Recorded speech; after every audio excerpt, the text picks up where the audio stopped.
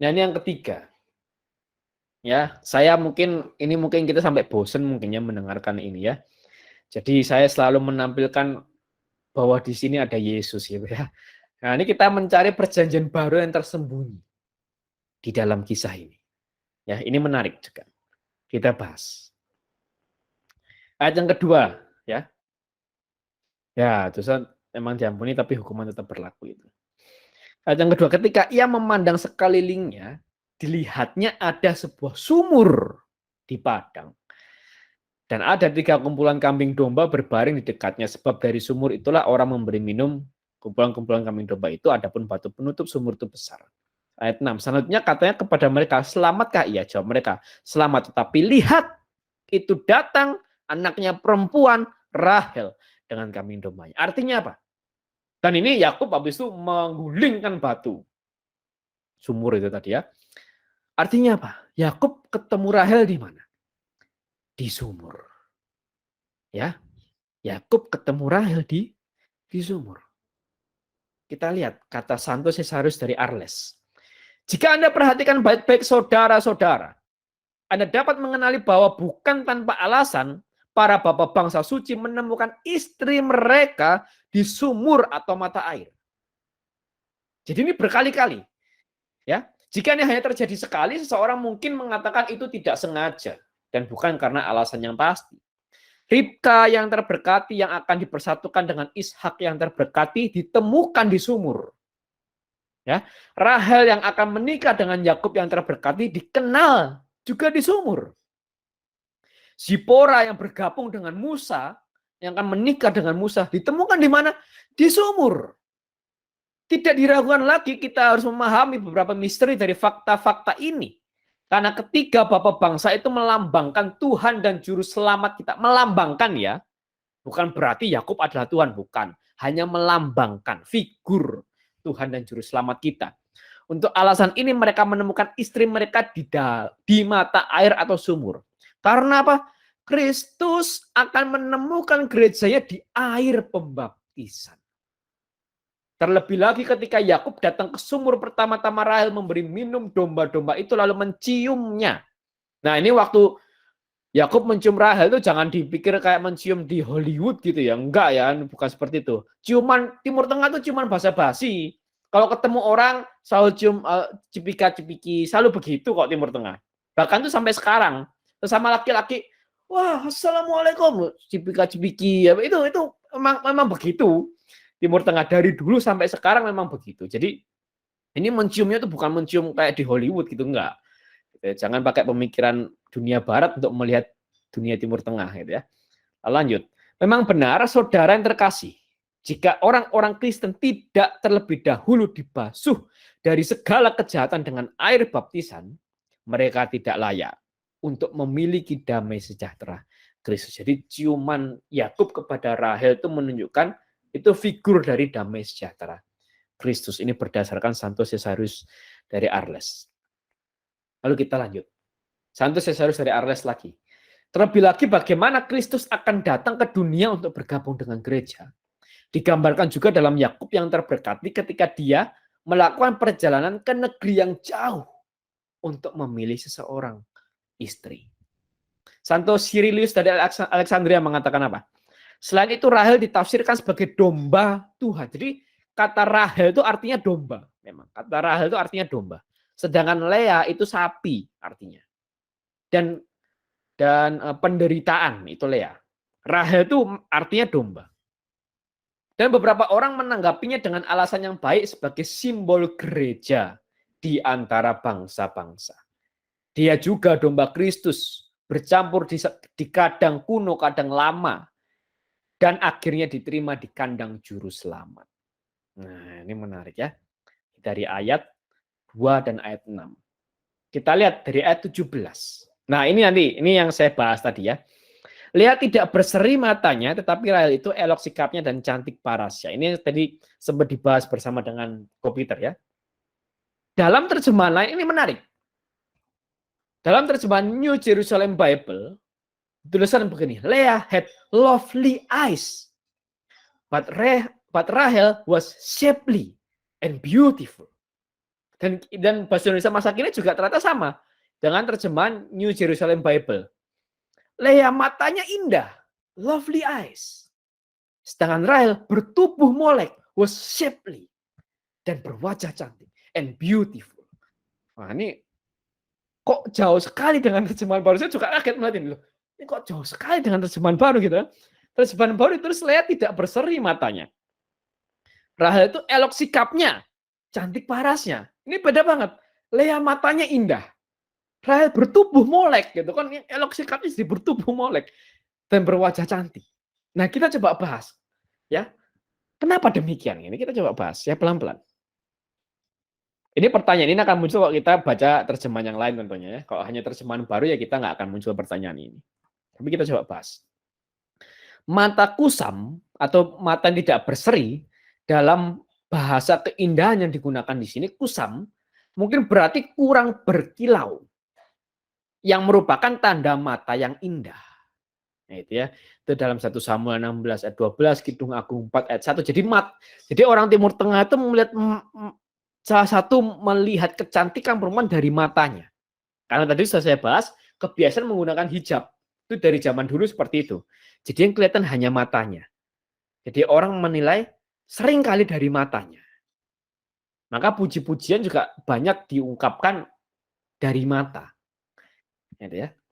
Nah, Lea, nah ini artinya mungkin sapi, Lea, memiliki mata yang lemah atau pucat, tidak berseri, tidak menarik bagi orang-orang timur. Bagi orang-orang ini sebenarnya orang-orang timur itu oriental. Tapi ini nggak ada hubungannya dengan oriental di Cina ya, itu nggak ada hubungannya. Oriental daerah Timur Tengah, Syria itu oriental maksudnya, orientalis. Ya, orang-orang Timur Tengah. Jadi nggak menarik, memang mata yang lesu itu nggak menarik buat orang Timur Tengah. Nah, tapi ternyata mata yang tidak berseri, mata yang tidak berseri ini maknanya nggak saklek itu. Kita baca. Onkelos ini seorang sejarawan Romawi atau pujangga Romawi ya. Kalau nggak salah pujangga itu sejarawan, saya agak lupa. Mata muram, Ibraninya itu rakot katanya. Berair dan lembut, tidak mampu memandang dengan teguh pada objek apapun. Tetapi pada saat yang sama sangat indah. Itu katanya begitu. Atau onkelos ini rabi ya. Saya lupa, maaf. Saya agak lupa. Onkelos ini rabi ya. Entah rabi, entah sejarawan, saya agak lupa, maaf. Tapi dia bilang bahwa mata yang muram ini, mata yang tidak berseri ini, memang iya tidak mampu memandang dengan teguh. Jadi nggak tajam penglihatannya gitu. Nggak tajam mata yang tajam gitu ya. Tapi juga pada saat yang sama itu sangat indah. Jadi maksud mata tidak berseri itu tidak pakem bahwa itu jelek. Itu enggak. Satu sisi memang menunjukkan bahwa orang nggak akan tertarik dengan Lea, tapi satu sisi juga ini sangat indah. Nah, jadi nggak pakem pada satu makna. Gitu ya. Dan kalau kita lihat, nah sekarang kita bahas Rahel. Ya, menariknya begini, Rahel ya. Kita bahas Rahel. Ini oleh Calmet, teolog modern. Kecantikan Rahel sempurna, tidak terbatas pada satu bagian. Jadi maksudnya begini, Lea itu hanya matanya yang indah. Tapi Rahel dapat dua bagian. Tubuhnya molek, berwajah cantik. Kalau terjemahan baru, elok sikapnya, cantik parasnya. Jadi Rahel dapat dua bagian. Sedangkan Lea cuma digambarkan satu bagian, matanya saja. Maka dikatakan kecantikan Rahel sempurna, tidak terbatas pada satu bagian. Kedua saudari ini mewakili sinagoga, yaitu tempat peribadahan orang Yahudi, dan gereja Kristus, tempat peribadahan orang Kristen. Lea meski menikah lebih dulu, tidak pernah mendapat seluruh kasih sayang suaminya. Nah, ini seperti sinagoga dan gereja Kristus. Siapa yang lebih mendapatkan kasih sayang yang penuh? Jelas gereja Kristus. Ya, nah itu sedikit membahas tentang ayat 17. Lalu ayat 30. Yakub mengambil Rahel juga malah ia lebih cinta kepada Rahel daripada kepada Lea. Demikianlah ia bekerja pula pada 87 tahun lagi. Nah, ini kita bahas ini banyak nih tentang hal ini. Ya, Santo Cesarus dari Arles lagi mengatakan Tuhan sendiri dalam Injil menegaskan fakta bahwa orang-orang Yahudi dan bukan Yahudi percaya kepada Kristus ketika dia berkata, ada lagi padaku domba-domba lain yang bukan dari kandang ini. Domba-domba itu harus kutuntun juga dan mereka akan mendengarkan suaraku. Dan mereka akan menjadi satu kawanan dengan satu gembala. Itu Yohanes 16. Oleh karena itu kedua wanita yang dinikahkan dengan Yakub yang terberkati yaitu Lea dan Rahel menggambarkan dua orang itu. Lea menggambarkan orang Yahudi dan Rahel menggambarkan orang bukan Yahudi. Ya, nah ini Kalmet. Yakub adalah figur Yesus Kristus yang menolak sinagoga dan memperlakukan gerejanya yang dikumpulkan dari semua bangsa dengan penuh kasih sayang.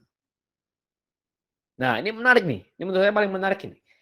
Dari George Leo Haydock nih, teolog modern, dan Santo Gregorius Agung. Lea berarti apa? Menyakitkan atau melelahkan. Dan Rahel artinya seekor domba. Menunjukkan bahwa kehidupan kontemplatif yang tenang harus disatukan dengan kehidupan yang aktif. Dan ini menarik, bahwa gereja harus menderita di sini. Dan dimahkotai di surga. Jadi George Leo Haydock dan Santo Gregorius Agung itu mau menyatakan begini bahwa seperti Lea dan Rahel yang nggak bisa dipisahkan dari hidupnya Yakub. Begitu juga Lea dan Rahel yang tidak bisa dipisahkan dari kehidupan orang Kristen gitu. Jadi sebagai orang Kristen kita harus mengalami hal yang menyakitkan, melelahkan, penderitaan karena iman. Tapi itu juga pasti akan diikuti oleh mahkota di surga. Jadi kita sebagai orang Kristen tidak bisa memilih untuk selalu hidup enak, nggak bisa. Itu.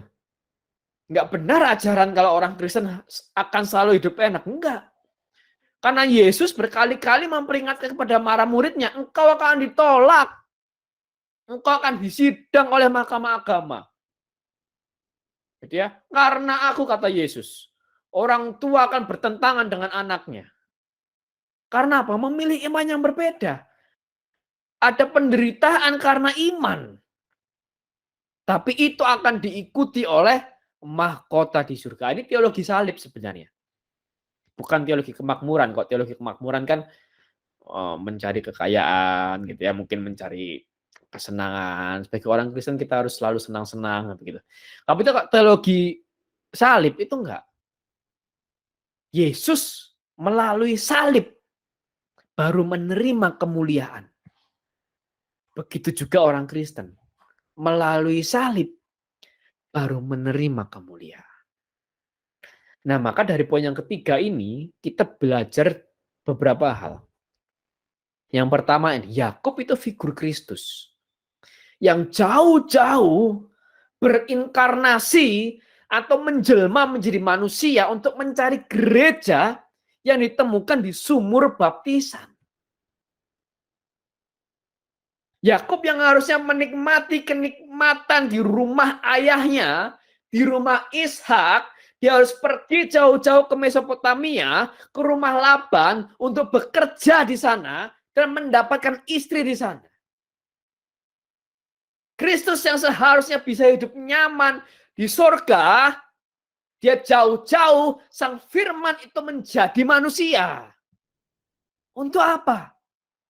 Mencari gereja. Mencari orang-orang yang mau diselamatkan. Untuk menyelamatkan orang-orang. Itulah Kristus. Yang akan ditemukan oleh Kristus di dalam baptisan. Ya. Dan di sini Lea figur sinagoga dan orang Yahudi. Sedangkan Rahel figur gereja dan bangsa-bangsa lain. Ya. Jadi Lea menggambarkan bahwa sinagoga yang sudah ditolak oleh Tuhan. Ini dalam perspektif iman Kristen tentunya ya. Kalau kita bicara dalam perspektif iman Yahudi, ya mereka tidak setuju dengan pernyataan ini. Tapi kok dalam perspektif iman Kristen, sinagoga sudah ditolak Tuhan. Dan Tuhan sudah memilih gereja. Yang ketiga, Lea berarti menyakitkan atau melelahkan, dan Rahel artinya seekor domba. Yang menggambarkan gereja harus mengalami penderitaan. Dan akan mengalami mahkota kemuliaan di surga. Ini teologi salib. Yesus melalui salib setelah itu menerima kemuliaan. Dan itulah yang kita ikuti. Melalui salib kita menerima kemuliaan.